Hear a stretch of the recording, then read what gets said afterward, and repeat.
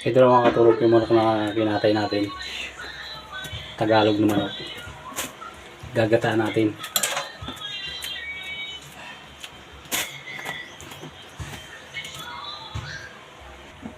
So yun mga katurok yung manok na kinatay natin. Tatagtarin na natin ngayon.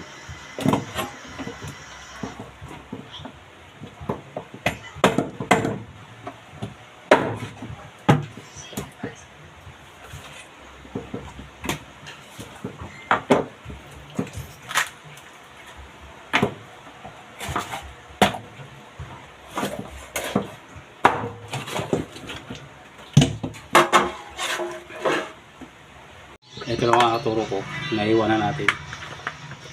Hindi masyado kalaki yan. Pero may mga itlog-itlog pa siya. Oh.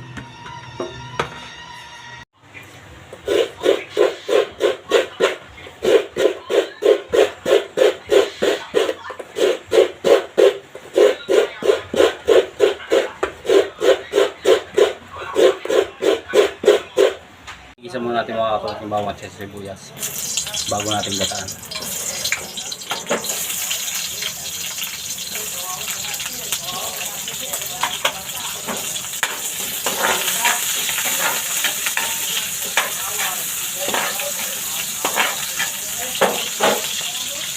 Ginawa ko yung manok, pinakuluan ko muna.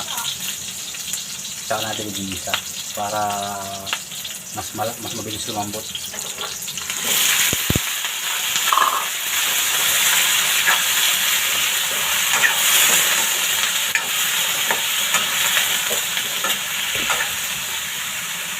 Tapos pag nagisa nyo na, ilalagay nyo yung unang tiga sa gata.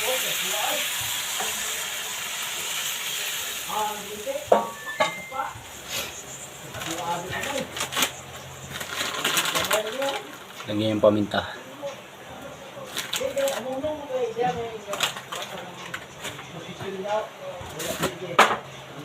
Asin.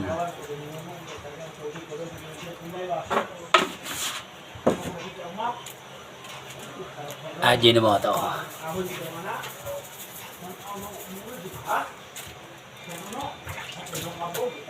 Kalimutan ko pala yung tanglad. Oh yeah. Pakuloyin lang natin.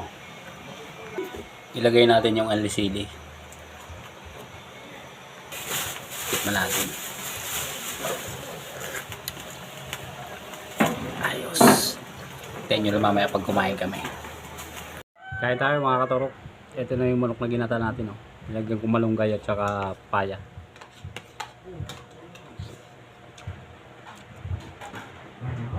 Sarap. Manamis-namis yung gata. Panalo.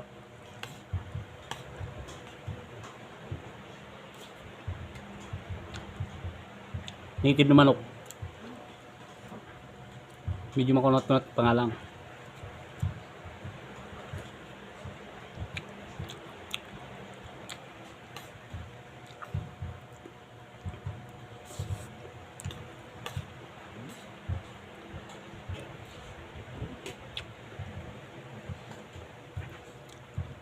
Huh?